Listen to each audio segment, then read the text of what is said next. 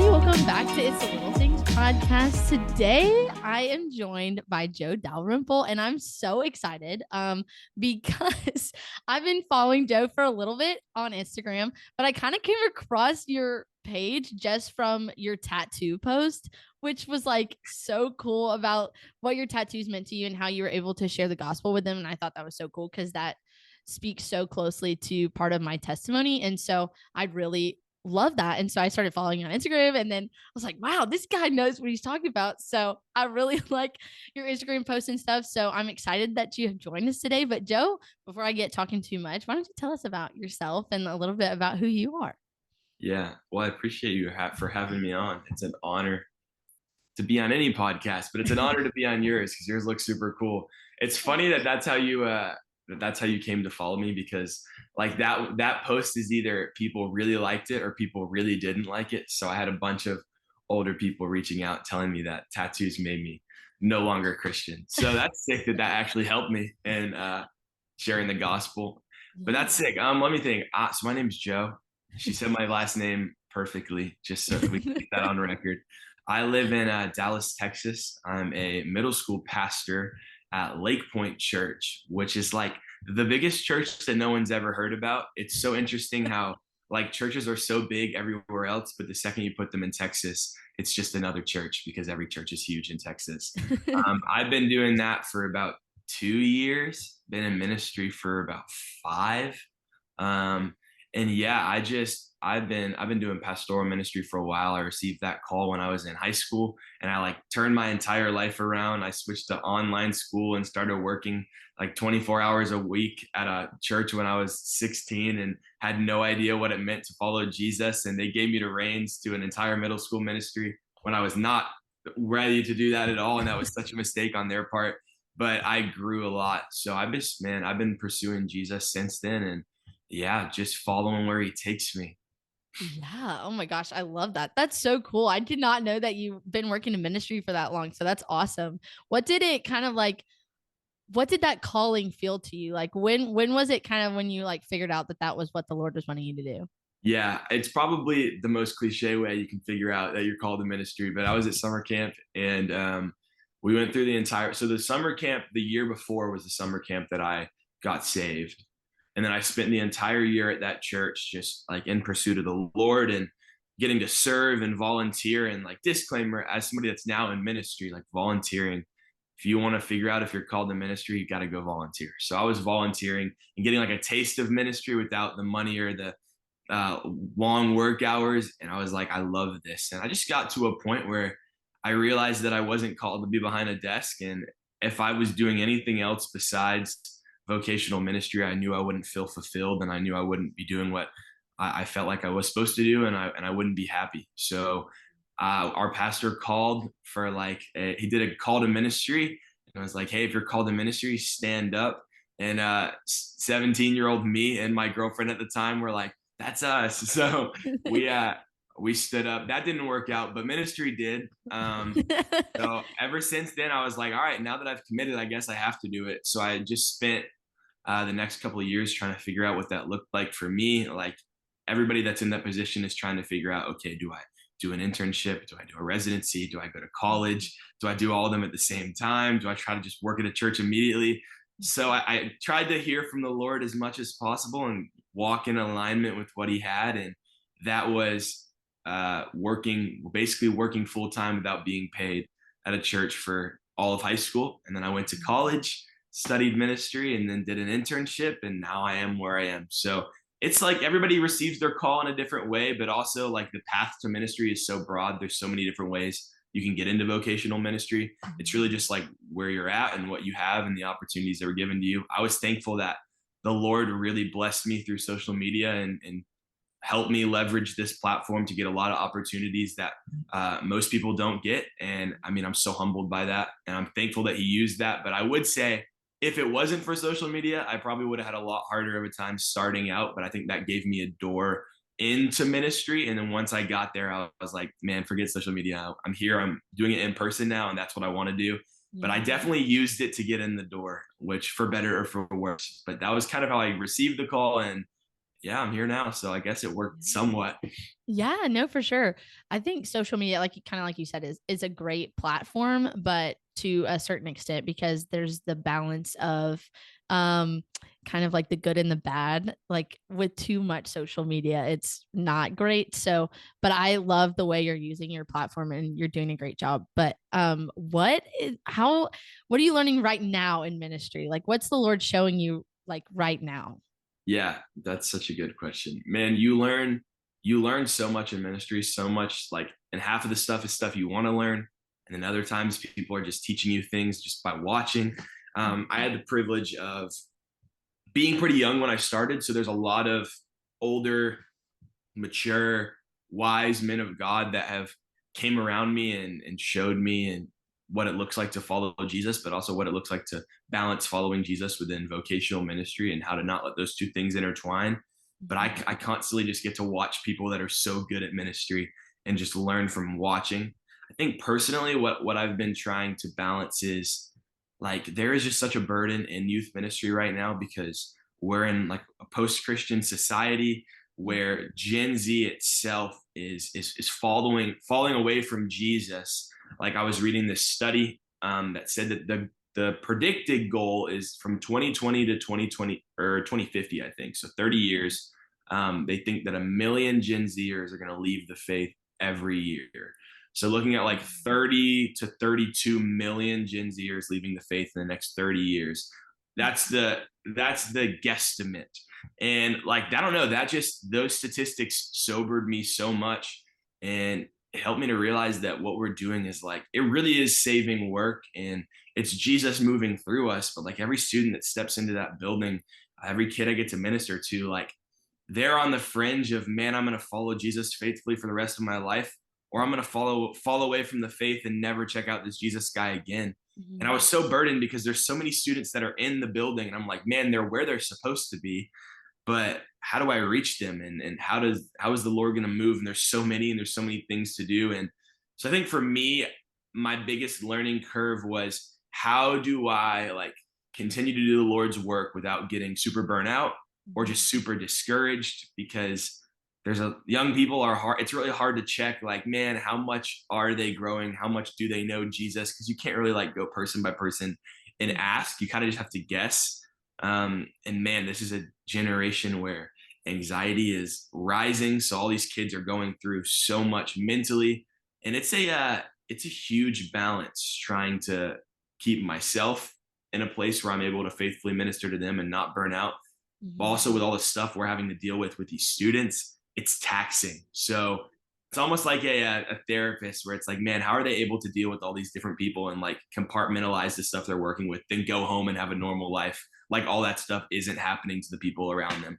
And I think that's what it's been for me is like, how do I go home and to just check into my own faith and not be worried about the hundreds of kids throughout the week that don't know the Lord, and that like, so that has been a struggle, but I've been really learning what it looks like to just be faithful in prayer for them and to try to show up for them as much as I can, but also not take that entire burden on myself. Like it is my job to save these kids because I'm doing absolutely nothing compared to what the Holy Spirit's going to do. And ultimately, if they're going to get saved, that's going to be Jesus, not me. So I think it was like taking myself off of that pedestal and that pressure point and realizing that I'm getting to help Jesus in his work, but it's not like my work to do. And the burden is, it should be there because I think the burden leads us into sharing Jesus more passionately, but also that burden's not to make you feel shameful for like, man, I'm not doing enough. I know that's a lot of mixed random thoughts, but like I'm learning in that realm right now. Yeah, no, that's so good. And you don't really think, I mean, like, at least for me, because I went on a mission trip this winter to North Africa and, you know, looking from the outside, looking in, you're just kind of like, oh, they're doing the Lord's work and that's got to be so fulfilling. And it truly is. But seeing how that ministry and how that wears down on them too, because they're living in a place where 99% of the people there are Muslim. And so they have that same issue, is like that burden of there's so many people to reach and there's only a few of us to do that. And so that like I kind of relate to what you're saying in a way of, I understand like that burden is heavy, but Yeah. that is so that's so like mature and like big of you and wise that you are taking that and saying what's it is a burden and that's good.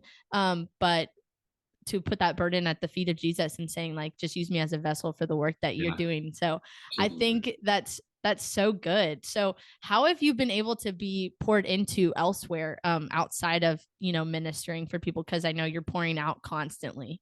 Yeah, it's definitely something you have to learn. And ultimately, I think I started out in ministry feeling like the only way I could receive is just like how many people can I find to pour into me? But what anybody in ministry will tell you is yes, like mentorship and accountability, fellowship, those are huge. But also, we carry the sole responsibility of our own growth and our own spiritual formation. And there is so many avenues to receive now that I think if you limit it to just other people, you're missing because we got like podcasts like this and books and videos and all these sermons, and like there is just a world of content waiting for you to learn and grow. And there's so many leadership podcasts. Like every struggle I have walked through or felt in ministry, there is somebody that has also felt that struggle or that tension and has talked about it or has researched into it and has given some practical steps, some practical remedies. So I've learned to like, yes, man, I have an awesome mentor and I have an awesome set of people around me that hold me accountable, but also I know that I'm held accountable to my own growth and I can't rely solely on people to help me grow. I got to have my own pursuit of that because it's important to me. I'm a big reader. So, and I know not everybody loves books. Some people are anti-book and I pray for them. But for me, man, books are incredible to me. They're so restful. So it's cool to, I find the ones that are even like focused on work, which work is usually like tension filled. I find those restful too. So I have a gigantic bookcase on the other side of this wall, and I try to read as many books as possible. Like try to get to like 45 or 50 in a year. Wow. My goal is 50 this year. I'm at 17 or 18. So I've gotten a good start, but Wow. sometimes like the summer is a really busy time. But yeah, I'm just trying to read as much as possible because I know I have like very little wisdom. And there are a lot of people that have spent their entire life on like one facet of Christianity and have just poured all their wisdom and mind and time into that one thing. And they've wrote a book about it. And it's like, how can I like let them recreate themselves in me and just take that aspect and pull it into my ministry and then take another one and pull it into my ministry and ultimately equip myself kind of like the Power Rangers, like the big Power Ranger. That's what I feel like it's like. Um, I know that's probably the worst anecdote ever, but that's where I was going with that. And then reading, and then also I would say watch like pay attention to what other churches are doing. I think in this culture it's like super competitive and everybody's like, no, it's my church, but we are all one global international church and like we're the one body of Christ, one priesthood. So receive from other churches. Like some of the most fruitful receiving I do is I go and like network with other pastors. So sitting down with another middle school pastor that's like at a church near me or at a church a couple hours away and just saying, man, like what are you doing and what's working? What's not working? Like what are you learning? And being able to just bounce ideas and share like prayers and share wins with other pastors. That has been probably one of the most growth filled things with me. Cause like I said, there's no new issue in ministry. Like I Mhm. can go be like, hey man, I'm struggling with this, this, and this. And he's like, yeah, like I remember 8 months ago when we were walking through that. And like, here's what I did. So that's been a huge growth thing, I think, for me in ministry. And I think ultimately I'm at an advantage because I'm so young and so like naive when I came in that there was so much for me to learn. So literally I learned from almost everybody. Maybe like 20 years from now, it'll be a little bit harder because you hear a lot of the same stuff in ministry. But right now it's like, I can't get enough wisdom from the people around me and they're faithful to share. So I'm in like the best position ever. Yeah, no, I love that. That's so good. And I totally agree. I know we had like a college night of prayer here in College Station, and that was so cool to get to see all the churches in Yeah. College Station come together, and they weren't even the same denominations, which is like so great. And I growing up like in like a Baptist church, that just wasn't a thing that they did. And Sure. so Yeah. it's really cool to get to see that like connection, because I've been reading Acts a lot, of course, Come and on. so I love to just see like how the early church was, and just seeing like how we've Right. kind of just walked away from that a little bit. And so bringing that connection back and how we should be loving each other as believers, because like you said, we are one body. I love that. And that's so good. But how do you accept, because I was talking to a friend the other day about how when we're talking and we're so confident about something we say and then we find out we're wrong, how do you take that criticism in like a pot, like the constructive criticism, like how do you Yeah, take that in a positive way all the time? Because I know that can be tough to say. sure. Yeah. Well, I'll start by saying I definitely would love to say that I take it all the time in a positive way. I definitely don't. I'm probably, this is just me. There's many ways to handle it. I've learned to become an absolute, like, I would say like a feedback monster. Like, I love feedback. Anytime I do anything at church, I'm like, man, what did you think? What could I have added? And we call them 1% at our church, but like, what would have made that 1% better? So it's like, anytime I put something on, I'm texting every pastor that was there, like, hey, what did you think? How bad was I? How good was I? Like, give me as much feedback as possible. Cause ultimately, like, there's this tension point where when you get past it, feedback isn't bad anymore. And it's really, it meets at where your pride is. And as long as you think that feedback is a personal attack on you, you will never be able to receive feedback.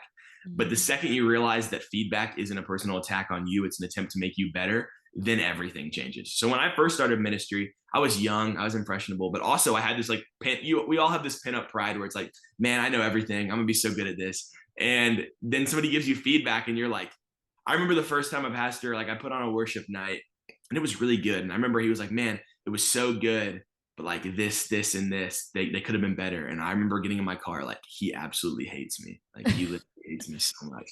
And but it's funny, but like, that's how so many people are with feedback. Like, you think, like, if I get up and preach and it's absolutely awful, it's like, do I really want nobody to tell me? Do I want to just Yeah. like keep preaching that way? Or do I want somebody to be like, hey, I love you, this needs to change? Because the next time I get up and preach, like, I'm going to be that much better because of somebody's information. So I think once I got past that in ministry, I learned to love feedback. I'm thankful that we're at a church where one of our like big part, we have a big rule book of like, these are all the things we believe. And one of them for our church culture is we are a feedback culture, and like, we are a 1% culture. So everyone in our church loves feedback, and everyone in our church gives feedback. I think you just have to know that like feedback is coming from a place of love. And for me, like, I'll never give somebody else feedback if it's not love. Like, if I'm like, man, I didn't like that, but it was more of my preference, that's not feedback. But if I look at something and I'm like, I love that person and I want them to do better, and I think this would help them, and I'm going to say it out of love, like, that's good feedback. So we have a culture where we're just constantly doing it. And it's great. Like, when you get a functioning culture where people love feedback, I think it's the biggest win in the world. But it's going to take weeding through a little bit of pride. So I think my constant prayer was, it was like David's prayer in the Psalms, like, Lord, search me, if there's anything inside my heart that is not of you, or that is prideful, or that is arrogant, or like that doesn't want to receive feedback, or that feels like I'm better than the people around me. I was like, God, prune that out of me and do it in front of people. Like, expose me. I want to be exposed in that regard. And the Lord, like, when you pray prayers like that, man, the Lord will answer. Because those are prayers of faith. Those are not prayers of like, oh, do something to benefit me. That doesn't benefit you. And I'll tell you, if you ask the Lord to expose you in front of people, he absolutely will. And he did a bunch of times. So he weeded out a lot of that pride. And like, now I can thankfully say I'm at a place where I don't get personally offended when I do wrong anymore. Cause it's like, we're imperfect and there's limitations to what we can do. And when you embrace your limitations and let people help you grow, that's a huge win in ministry. But people that can't take feedback in ministry will not go very far in ministry at all. And that's just a reality. And nobody tells you that, but that's just a big reality. If you think that you're going to be able to do everything right from the moment you start to the moment you retire, you're so wrong. But it's okay. Like, God is the only one that's going to do perfect ministry. We are not. And we have to be okay with that positioning, I think. Yeah. No, that's so good. I have never heard that before, like exposed in front of people. That's so good because I think that's my word this year is humility, like just being more humble. And so I love that you say that about getting exposed in front of people, because that's something that's for me, like that slight embarrassment of getting exposed, Yeah. like that humbles you. And Oh, that's sure. so good. That's so Yeah. good. I just had never heard that before. So that was really good. But what do you think your next step for this is? Of course, like, what do you feel like the Lord is calling you to, or do you think you're going to stick with this ministry for a while? Yeah, that's a good question. I I'm really I'm really passionate about remaining present in the places that I am, and I think that It's a good question, and I'm glad I get to answer it. I'm not like, hey, don't ask me that. That's fire. Um, but I think that when I looked at the ministry and the life of Jesus, he moved slowly, he walked slowly, and he was really hyper present with the people that were right in front of him where he was. And while Jesus knew what he was going to do, so he had plans for the future because he knew what his future was going to look like. He knew that it was going to be him on a cross. He wasn't so focused on that he was missing things in the present. And so for me, it was like, what does it look like for me to take up Jesus's yoke and walk with him? And I realized if I'm always running ahead of him, I'm never going to be able to walk with him because he walks slow. And if I'm moving fast, I'm going to miss him every time.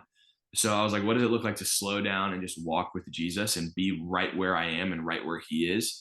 So like how that's translated to ministry for me has been where I am right now is where Jesus wants me to be. And the ministry I'm doing is the ministry that Jesus wants me to be doing. And I'm going to be super sensitive to the Spirit and to the Lord's voice, and I'm going to be listening. And when I feel like it is time for me to step somewhere else, I'll know it's from the Lord, and I'll know it's not from me because I know that my only focus is to be where He wants me to be. So it's like it's good to have desires and it's good to have goals. I have so many of those, but when I become emotionally attached to my desires and goals, that's when I'm trying to take charge in a place that Jesus should probably rightfully be in. So it's like I know that my heart is, man, I'd love to pastor a church one day, and I'd love to plant a church one day. And there's always things I want to do, and I believe if what I want to do, and if that's what the Lord wants me to do too, we're going to align at some point, and it's going to happen. But I think a lot of us think, even though God is with me and God has plans for me, if I don't execute every step of these plans, they're not going to happen. And that's just like I would say it's a small faith. So for me, I believe that if that's what the Lord has for me, it's going to absolutely happen. But He wants me to be present in these moments. He doesn't want me to be in la la land, like dreaming of what I could be doing and totally missing the ministry I have right now. And I've seen so many pastors just so focused on like, what are my practical next steps and what are my practical, how can I jump up the organization and up the org chart? And they're just missing the importance of the ministry they're doing. Because once you step in a ministry, whatever you're doing, it's so important. And it's not just for pastors. Like I think from the custodians we have at our church to the lead pastor, like if they're not there to make sure that our place looks clean, when students step in, they're like, this is this, ew, gross, and they leave, they may never meet me. It's like every person has a part to play in the ministry going well. And if you aren't content in where you are and where the Lord has you, if you feel like it's wrong, be obedient. But if you're just missing what He wants to do through you in those places, talk to Him about it. So yeah, when I started ministry, I was really focused on where am I going to be next? Where am I going to end up? And now it's like, no, I just love where I am, and I'll love it until God calls me elsewhere. And ultimately in the early church, because you were talking about Acts, people moved around all the time. Like because they were one unified church body, there was no pride in where they were, and they would just be someplace until God called them someplace else. And they were happy wherever they were because the Lord's work was being done in all of the places. And we're in a generation right now where we need people moving around and sharing Jesus in all the different areas. That's our win as a ministry. So ultimately just trying to be sensitive to the Lord's voice, and we'll hear. But I do have big things that I'd love to do. I'm just in no rush to get to them right now. I'm still young, so I'm still trying to learn and grow and make sure when I do get to those places, I'll be ready and prepared. Yeah, no, that's so, oh my gosh, that was good. That was so good. The Lord is really speaking through you because I really feel like I needed to hear that. It's so hard in college, like seeing the end and like seeing the Oh yeah, graduation and then sure. trying to plan my own life. And that's obviously, my own issue, but like the anxiety of the future is so stressful. And I know I did an episode last week about this, but like just not being anxious of the future because like the Bible says, like tomorrow worries about itself, and the Lord has Yeah, that in his absolutely. hands. So it's so good. And that's so good. How do you remain in that through prayer or through the word, or are people reminding you like, hey, stay in your Yeah. ministry? Oh, it's such a good question. Anxiety is such an interesting one. And I heard a pastor say recently that our culture is in an epidemic of anxiety right now. And I think that's so accurate to the world we look in. And like what happens is like the Western view of history is super linear. So like the West right now, we're progressing like technologically and medically and economically, but like we're regressing emotionally and relationally. And we see it as a win, but it's not a win. As this culture speeds up, it looks really good on the outside, but the internal is getting totally wrecked. And there's this book I've been reading by Edwin Friedman. He's a super old guy. It's called A Failure of Nerve. And basically he talks about what it looks like to become what he calls a non-anxious presence. And I'm a super anxious presence. So I was really interested in this book. And he basically goes through 5 things that he would say are like the 5 vicious cycles of anxiety. And then he creates the second half of the book, 5 counter cycles that like counteract those. And I know we don't have a lot of time, so I won't go You're too fine.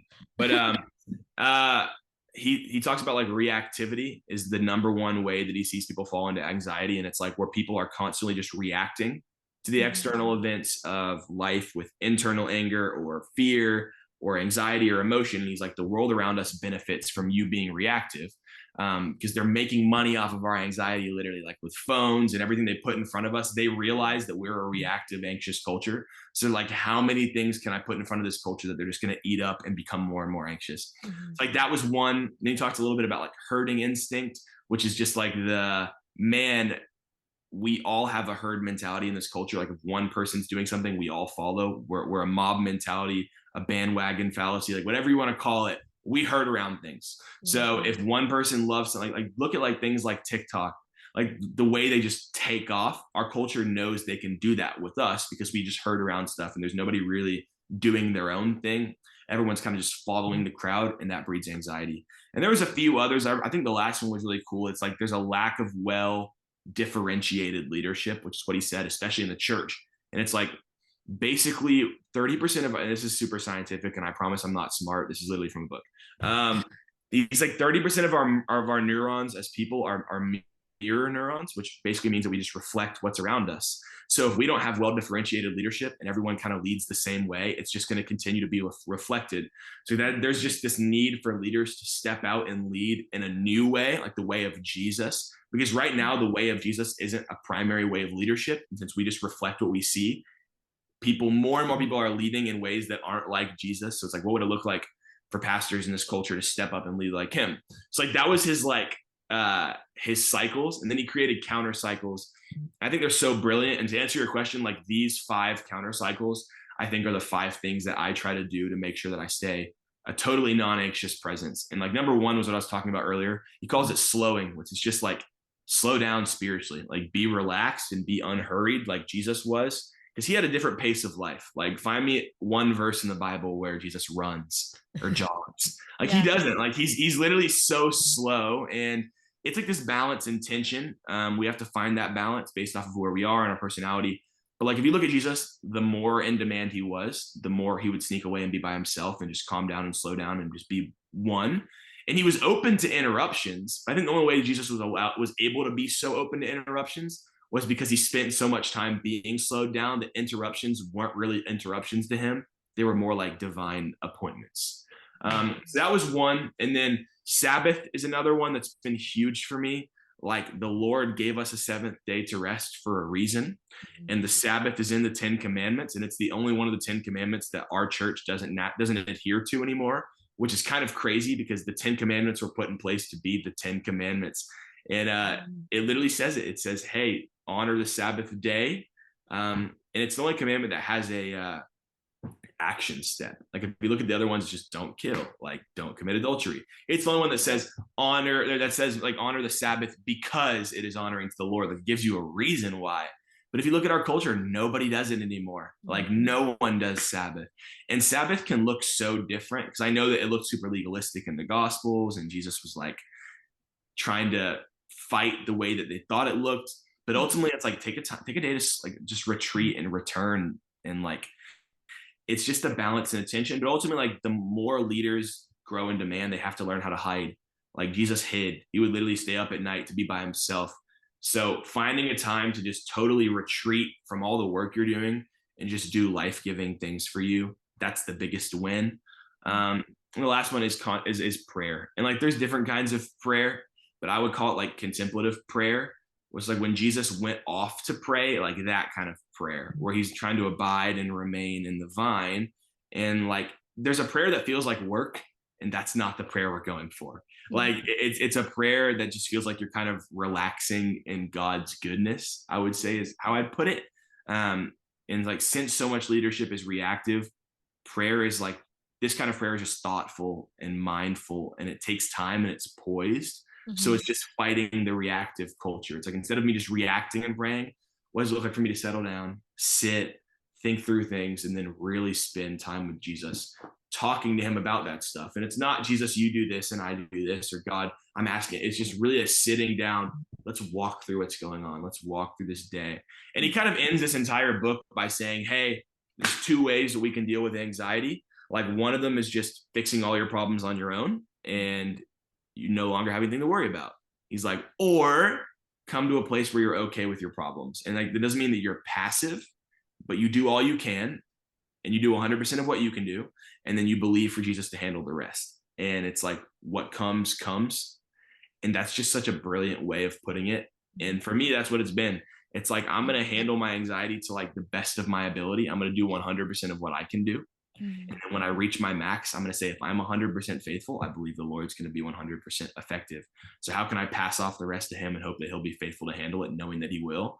So for anxiety, like, that has changed the game for me, is just kind of walking through those cycles.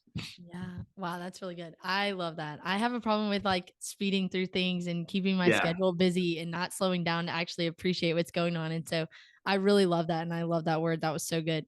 But unfortunately, I will have to stop this podcast eventually. But thank you I so saw the much. timer. I was like, I know we have time left. No, that was so good. No, that was so good. I'm so glad I got to have you on here. Like, you were so great. Thank you so much for being on.